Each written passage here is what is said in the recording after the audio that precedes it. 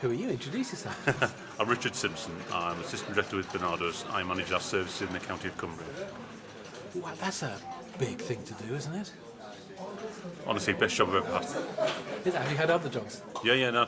I'm a social worker by trade, so I'm sorry, I'm giving you eye contact as a consequence of being a social worker. I'll try and give eye contact to the camera.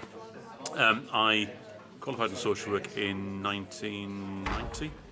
I did child protection and social work for 4 years, and then worked as a social worker for Barnardos before becoming a manager, and then now assistant director with Barnardos.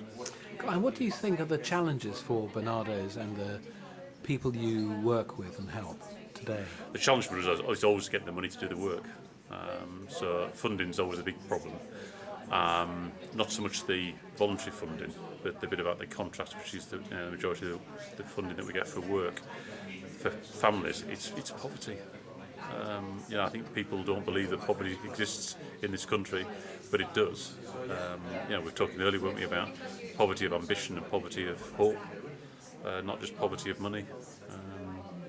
Poverty is a big thing. Just cuts across people's lives, life opportunities, changes their lives.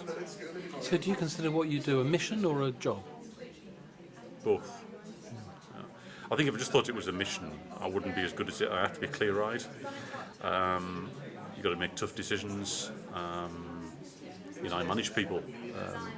Some of those things are not mission-based, but it's a mission as well. Of course it is. I could earn a lot more money managing 200 people than I do, because I work to do something I want to do, and it's important to me. So it's a mission as well, but no, it's a job too. The job I take seriously. And is it a long job? Is it do you work long hours? I guess I've always felt that work-life balance is important. I've got 2 kids, and you're still going to be around for them as well. So, no, I do long hours, I work hard, but I equally, it's important to me to have time for my family as well.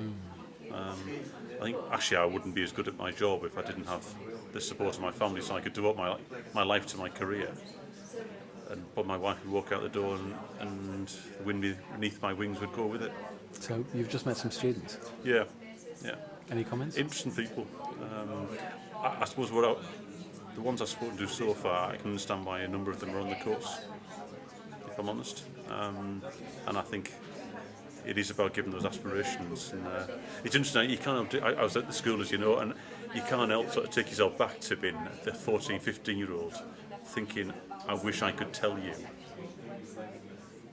what I know now, that the things you're worrying about right now really aren't important. I think some of the fact, that's coming in here and saying, actually, I don't know what I want to do, well, fine, that's all right now. You'll know in a couple of years' time, it'll be okay. So maybe we're just getting a bit too uptight. I think we do. And I think, unfortunately, inevitably the school, based on academic success, encourages that. But it's the way of the world, we can't fight it. We've got to try and work with it. But it is interesting coming back and You enjoyed it? I have, massively. And I think working out, I suppose one of the things inevitably you do for yourself personally, as opposed to these young people, is you think, how far have I come in 35 years since I was that 14-year-old? So more people should do this then? They should. Of course they should. Thank you. I'm going to have to. Thank you very much indeed. Thank you.